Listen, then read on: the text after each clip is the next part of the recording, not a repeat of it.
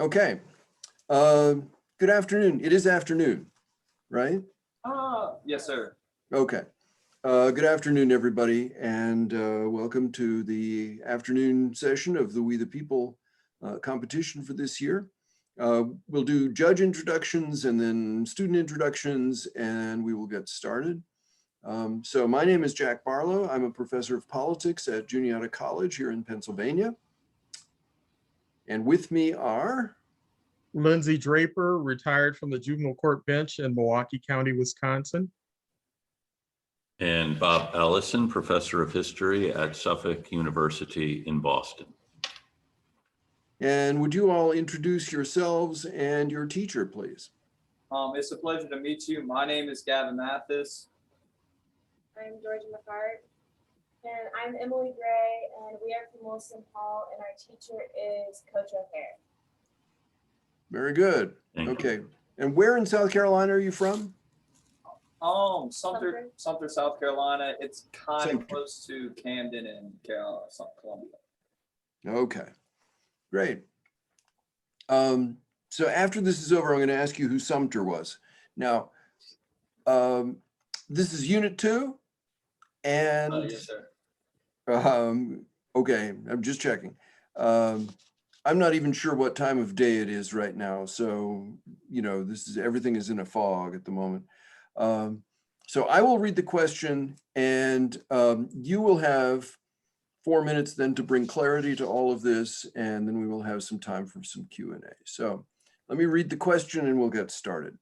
This is Unit 2. What were the major disagreements among the 55 delegates during the Constitutional Convention in Philadelphia, and how were they resolved?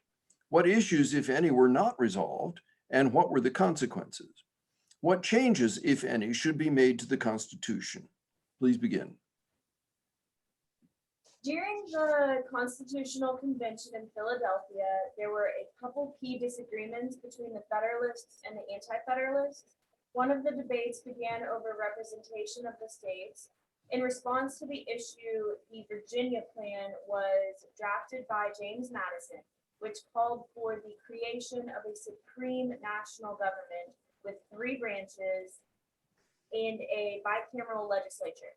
This plan favored the interests of states with large populations, and to counter this plan, the New Jersey Plan was presented by William Patterson at the Constitutional Convention.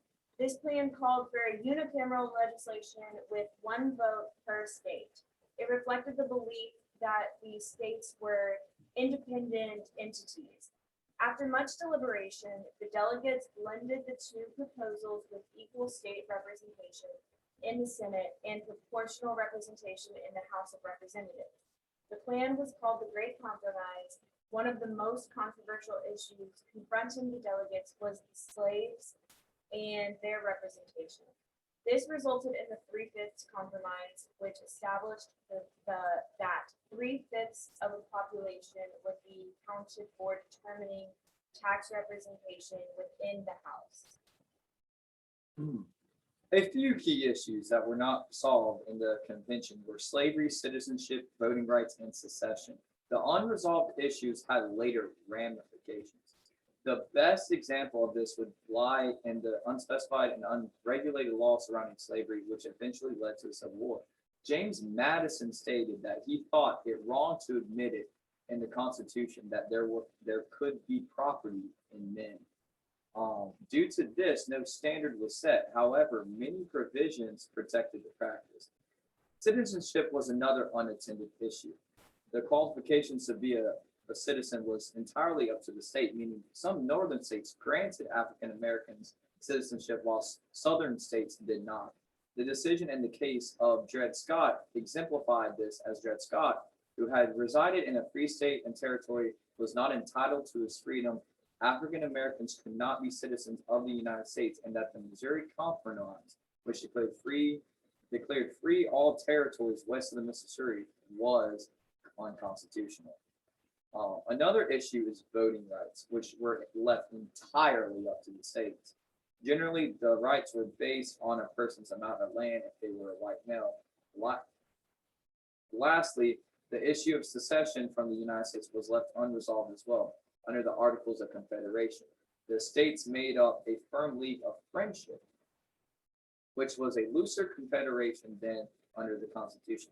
The states argued that they had the right to secede if the government became intolerable, very similar to how the Revolutionary War began and how we decided to how we said that Parliament was intolerable.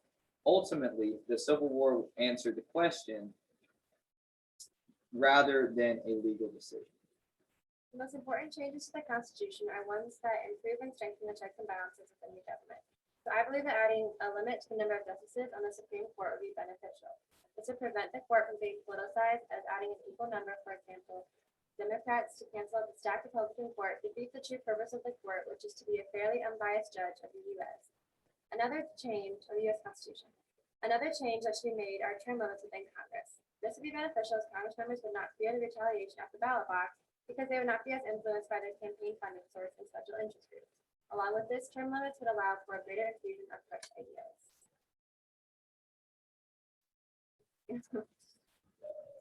Okay, thank you. So talk to me a little bit about representation. Do you think that one of the changes we should make would be to make the Senate proportionally representative so that the states with bigger populations like New York and California would have more representation in the Senate? How do you think that ought to work? I believe that as our founding fathers initially decided that the Senate would be a more prestigious, more careful body of representation than the House, I think that there are ways to make it more truly representative of our current modern population. But I think that the differentiation between the House and the Senate, in that the Senate is more controlled and a smaller body, does help to alleviate some of the discrepancies that could be created if both houses were based on population. But I think that the original reasons for designing the Senate as they were still stand today, but there are corrections to be made in that we could make it a point to. So let me say, I believe the Senate was built very, very good by our founding fathers, and here's why. It is because Aristotle stated that a few wise men much should lead, while people really should lead, not just men. But anyways, that's besides the point. So I believe that keeping it to just 2 people, keeping it proportional throughout the states, gives people who lives in very rural areas the same amount of voice as some that live in very urban areas. If it was proportional, New York and California would absolutely smack the heck out of Montana with only like 300,000 people. So I believe keeping it equal for 2 people strengthens the smaller states, and keeping the House being proportional still gives that advantage for the urban population while maintaining balance in the more like wiser side of the bicameral legislative. Okay, thank you. It sounds to me as though you are a believer that the wiser people, as in the smaller states, ought to be able to control what happens where more Americans live. And if you have states like Texas, Illinois, and I'm deliberately staying away from the coastal large states because I live in Wisconsin. I'm in flyover country also. So I want to be sure you understand. I believe there are a whole bunch of people on the coast, but I also don't know how fair it is that the majority of Americans who pay the huge amounts of taxes, who have to contribute, aren't equal in deciding that a little tiny Montana with their very few people are equal in the Senate to a New York, a Texas, an Illinois. Is that what you're saying? I I believe while the number of people aren't the same, I believe the voices of the people should be the same because, I mean, in the thing it says all in. I believe it was Declaration of Independence or Constitution that says all men are created equal, and so because of that, I believe. Well, yes, it's similar. It's kind of similar to the Baker v. Carr Supreme Court case where like one man, one vote. You have to bring that into consideration. You have, well, it's kind of like the New Yorkians are getting gypped out of potential power in the Senate, but who's to say their voice is more powerful than Montana's? Because their voices should be the same. And I believe to offset the power of the voice in the House of Representatives, it brings into population rather than just equal voices. Okay, thank you. So you mentioned Baker versus Carr, and I'm just wondering generally about giving power to unelected judges to determine the structure of a state legislature or other political questions. Is this something, do you think, the framers imagined that judges would be making law? Well, they didn't. I don't believe they did because Hamilton said that it is the least violent branch because Congress has the power of the purse and president has the power of the sword. They never really went into what the Supreme Court had, and I believe it was, and judges. I believe it was Federalist 70 or 71 that Hamilton writes about the Supreme Court, and so he never really. He never expected them to have judicial activism. But I believe a little bit of judicial activism isn't bad because if they don't prove themselves in the court with judicial review and judicial activism, I mean, who's going to fear the courts? The courts should be feared because they have the ability to write a constitution.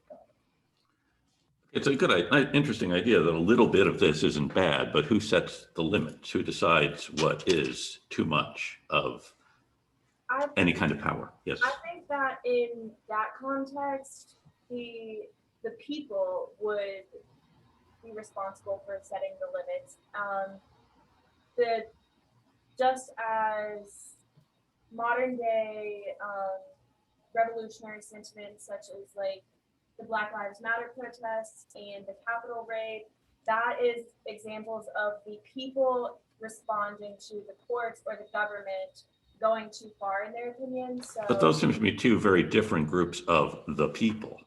So how do we get the people to agree on something if their response is to burn down a police station or raid the Capitol? I don't think that it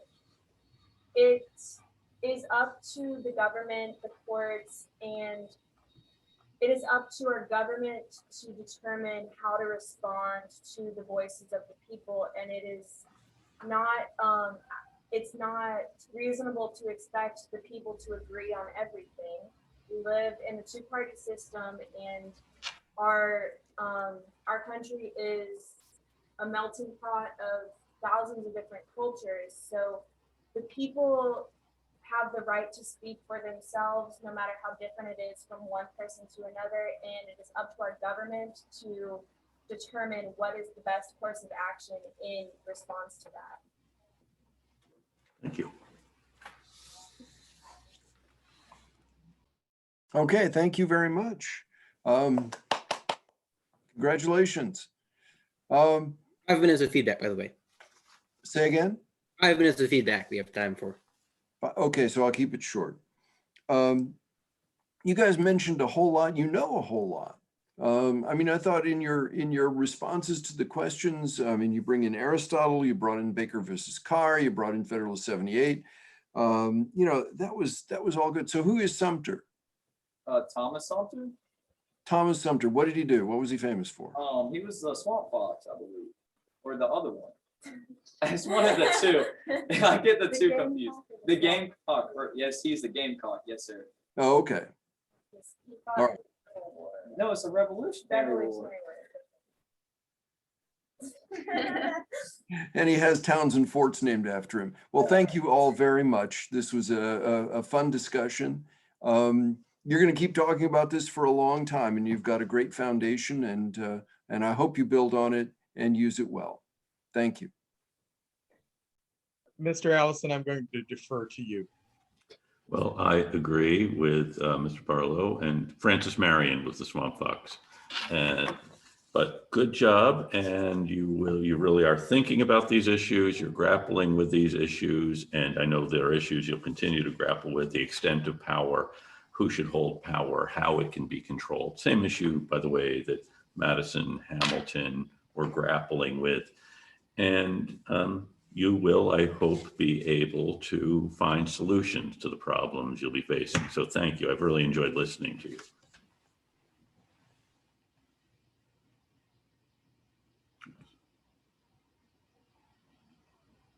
Sam, I thought you were going to tell us we're out of time. No, you still have 3 minutes. Okay, so there's this really significant part of me that wants to be really good right now, because I get troubled when I hear people equate Black Lives Matter and some people trying to overthrow the government, but I need to be very careful. I very much appreciated that you were able to tie one man, one vote into the discussion that we were having. That was one of the significant pieces. I like when you just kind of go, it was either Federalist 70 or 71, but it was one of those two, and then you tell me what it was about. That to me is a strength. I'd rather have you give me the alternative than to tell me something that was wrong. And so I very much liked the interaction between the Articles of Confederation and the discussion about the Civil War amendments. You had a well-plotted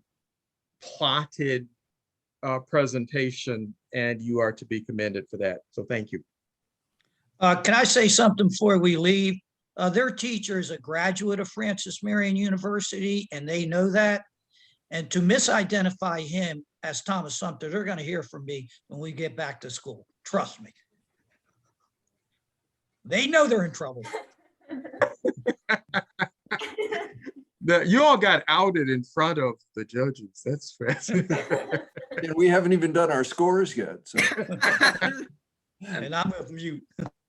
No, but that kind of thing, honestly, you're gonna, yeah, maybe you'll get yelled at later on.